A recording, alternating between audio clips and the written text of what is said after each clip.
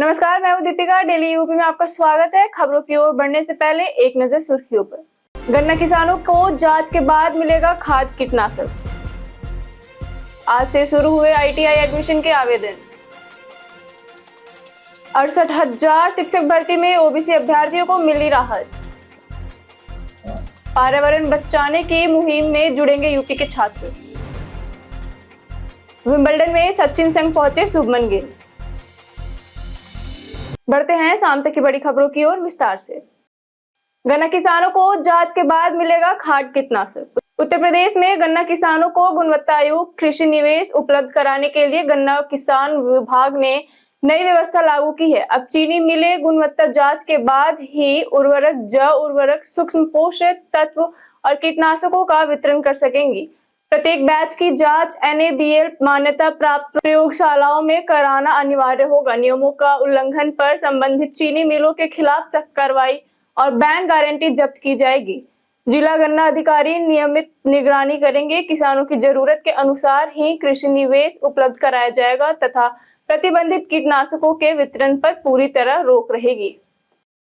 आज से शुरू हुई आईटीआई एडमिशन के आवेदन। उत्तर प्रदेश के राजकीय और निजी आईटीआई में सत्र 2026-27 के प्रवेश के लिए आज से ऑनलाइन आवेदन शुरू हो गए हैं। अभ्यर्थी 4 अगस्त रात 12 बजे तक आवेदन कर सकेंगे। व्यावसायिक शिक्षा राज्य मंत्री कपिल देव अग्रवाल ने बताया कि इस वर्ष टाटा टेक्नोलॉजी के सहयोग से 211 राजकीय आईटीआई में संचालित 10 नए ट्रेडों में भी प्रवेश मिलेगा। आवेदन से पहले मोबाइल नंबर का OTP सत्यापन अनिवार्य होगा। आवेदन शुल्क सामान्य और ओबीसी के लिए 300 रुपए, SC/ST के लिए 250 रुपए तथा सभी महिला अभ्यर्थियों के लिए 100 रुपए निर्धारित किया गया है। यूपी में बदले पेट्रोल डीजल के दाम। उत्तर प्रदेश में आज पेट्रोल और डीजल की नई कीमतें जारी कर दी गई है। कई जिलों में ईंधन सस्ता हुआ जबकि कुछ जगहों पर कीमतों में बढ़ोतरी दर्ज की गई है। बांदा, बरेली, गाजीपुर, मिर्जापुर और प्रयागराज समेत कई जिलों में पेट्रोल के दाम घटे। वहीं गाजियाबाद, गोरखपुर, मेरठ, मिर्जापुर और नोएडा सहित कई शहरों में डीजल सस्ता हुआ। दूसरी ओर बुलंदशहर, झांसी, लखनऊ, मथुरा और नोएडा में पेट्रोल या डीजल की कीमतों में बढ़ोतरी दर्ज की गई है। वाहन चालकों को सलाह दी गई है कि टैंक फुल कराने से पहले अपने जिले के ताजा ईंधन दर जरूर जांच लें। 68,000 शिक्षक भर्ती में ओबीसी अभ्यर्थियों को मिली राहत। उत्तर प्रदेश राज्य पिछड़ा वर्ग आयोग ने 68,500 सहायक शिक्षक भर्ती 2018 में ओबीसी अभ्यर्थियों को बड़ी राहत देते हुए 5% योग्यता अंक की छूट देने की अपनी सिफारिश दोबारा बरकरार रखी है।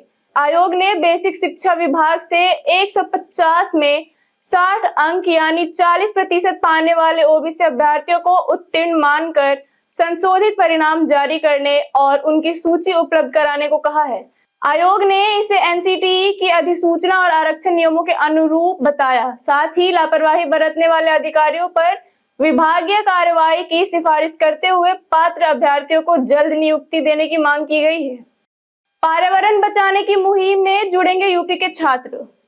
उत्तर प्रदेश सरकार कक्षा 6 से 9 तक के विद्यार्थियों को WWF इंडिया के वाइल्ड विजडम ग्लोबल चैलेंज 2026 से जोड़ेंगे।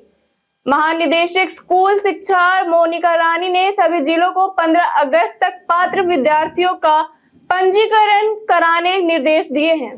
प्रतियोगिता का उद्देश्य विद्यार्थियों में वैज्ञानिक सोच, पर्यावरण संरक्षण और वैश्विक दृष्टिकोण विकसित करना है। इस वर्ष की थीम समुद्री जैव विविधता पर आधारित है। प्रतिभागियों को ई-लर्निंग सामग्री और विशेषज्ञों का मार्गदर्शन मिलेगा। प्रतियोगिता 5 चरणों में होगी और राष्ट्रीय विजेता टीम अंतरराष्ट्रीय स्तर पर भारत का प्रतिनिधित्व करेगी। उत्कृष्ट प्रतिभागियों को पुरस्कार भी दिए जाएंगे। रिंग रोड नमो भारत से यूपी को मिलेगी नई रफ्तार। उत्तर प्रदेश राज्य राजधानी क्षेत्र SCR की कई महत्वाकांक्षी परियोजनाओं को विभागीय स्तर पर हरी झंडी मंजूर मिल गई है। मुख्यमंत्री योगी आदित्यनाथ की सहमति के बाद इसके अमल की प्रक्रिया शुरू होगी। इनमें 300 किलोमीटर लंबा SCR outer ring road, 187 kilometre लंबा नमो भारत कॉरिडोर, 151 किलोमीटर की रिंग रेल, बछवाड़ा और संडीला में औद्योगिक क्लस्टर तथा लखनऊ कानपुर एक्सप्रेसवे कॉरिडोर आधारित विकास शामिल हैं। नमो भारत कॉरिडोर कानपुर से अयोध्या तक बनेगा। आउटर रिंग रोड 6 जिलों को जोड़ेगा, जिससे कनेक्टिविटी, औद्योगिक विकास और क्षेत्रीय परिवहन व्यवस्था को बड़ा बढ़ावा मिलेगा। लखनऊ में आज फिर बरसेंगे बादल। लखनऊ में पिछले 3 दिनों में 59 मिलीमीटर बारिश दर्ज की गई है। मौसम विभाग ने आज भी गरज चमक, तेज हवाओं और बारिश का अनुमान जताते हुए येलो अलर्ट जारी किया है। आज अधिकतम तापमान 30 और न्यूनतम 25 डिग्री सेल्सियस रहने का संभावना है। 1 जून से 10 जुलाई तक शहर में 74.9 मिलीमीटर बारिश हुई है, जो सामान्य से करीब 50% कम है। मौसम वैज्ञानिकों के अनुसार 13 जुलाई तक मानसून सक्रिय रहेगा। इसके बाद मौसम में बदलाव शुरू होगा और अगले 4 दिनों तक अधिकतम तापमान 35 डिग्री सेल्सियस तक पहुंच सकता है। वाराणसी के आसमान में गरजे जैगुआर विमान। वाराणसी के नमो घाट पर अक्टूबर 2026 में होने वाले भारतीय वायुसेना के भव्य एयर शो की तैयारियां शुरू हो गई हैं। शनिवार को 3 जैगुआर लड़ाकू विमान ने शहर के ऊपर उड़ान भरकर रिहर्सल की।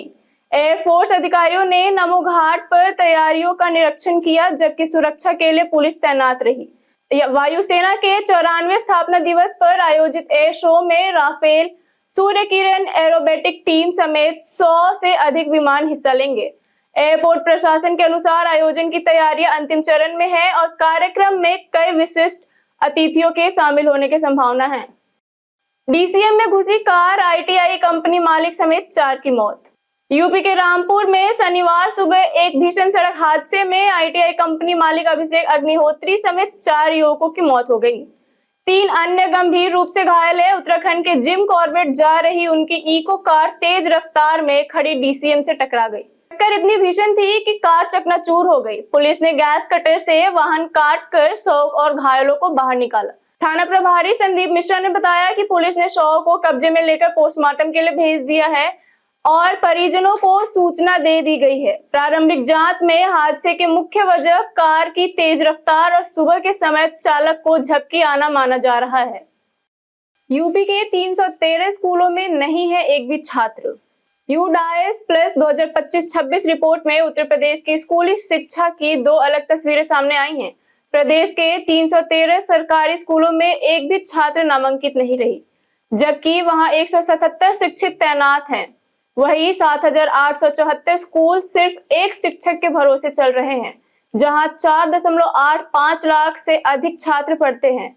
रिपोर्ट के अनुसार प्रदेश में 2.65 लाख स्कूल, 4.27 करोड़ छात्र और 16.42 लाख शिक्षक हैं। विशेषज्ञों ने संस्थानों से संतुलित उपयोग पर जोर दिया है। एकल शिक्षक वाले स्कूलों में अतिरिक्त शिक्षक तैनात करने और खाली स्कूलों को बेहतर उपयोग की जरूरत बताई गई है। लखनऊ के 69 स्थानों पर लगेंगे स्थायी बैरियर। लखनऊ में यातायात व्यवस्था सुधारने के लिए लोक निर्माण विभाग पीडब्ल्यूडी राजधानी के 13 सर्किलों के 69 चौराहों, तिराहों और प्रमुख मार्गों पर स्थायी सीमेंटेड बैरियर लगाएगा। यातायात पुलिस के प्रस्ताव पर अस्थायी बैरियर हटाकर स्थायी बैरियर लगाए जाएंगे। पीडब्ल्यूडी ने सभी स्थानों का एस्टीमेट तैयार करना शुरू कर दिया है और 1-2 माह में काम शुरू होने की उम्मीद है। बैरियर 23 से 288 फीट लंबे होंगे। अधिकारियों के अनुसार इससे 2 पहिए वाहन चालकों द्वारा नियम तोड़ने पर रोक लगेगी, सड़क दुर्घटनाएं कम होंगी और शहर की यातायात व्यवस्था अधिक सुव्यवस्थित और सुरक्षित बनेगी। 4 दुग्ध कंपनियों पर एफआईआर, 35 टीमों की छापेमारी।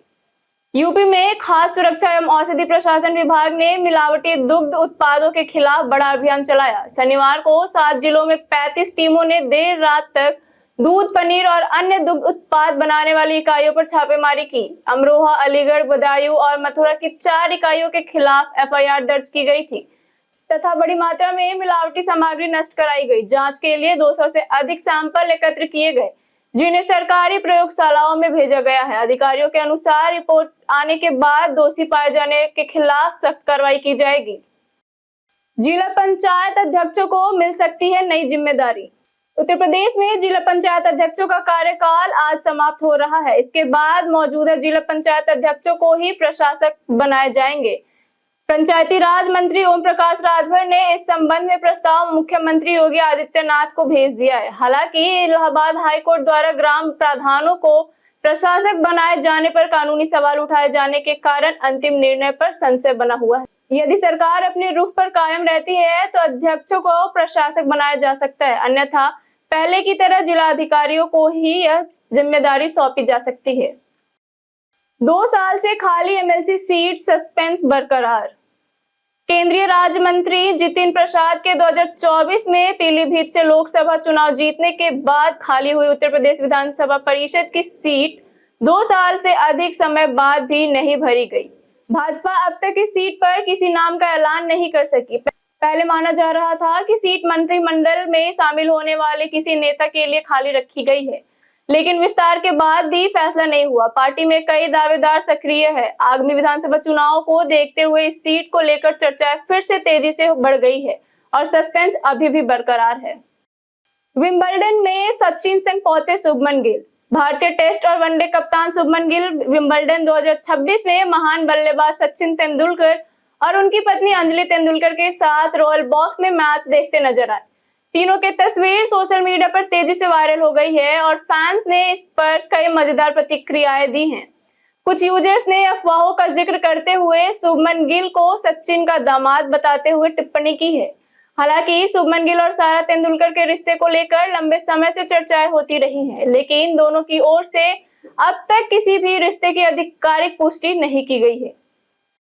बीते दिन हमारे वीडियो को बहुत से लोगों ने लाइक किया है। जिन्होंने हमारे वीडियो को लाइक किया है उनके नाम है राहुल तिवारी, रामराज, राकेश मिश्रा, आनंद शर्मा, सोमवीर यादव, वीरू पटेल, राजू सिंह, मीना सिंह, सोनू गुप्ता, मुन्ना राय, सुरेश कुमार, जयप्रकाश मिश्रा, राहुल यादव और विवेक सिंह। इसी के साथ बढ़ते हैं आज के सवाल की ओर। आज का सवाल है, क्या खेलों में करियर बनाना युवाओं के लिए बेहतर विकल्प है?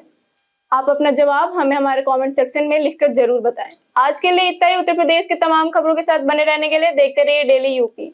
और साथ ही अगर आप यूट्यूब चैनल पर देख रहे हैं तो चैनल को सब्सक्राइब करें, और अगर आप हमारे फेसबुक पेज पर देख रहे हैं तो लाइक और फॉलो जरूर करें।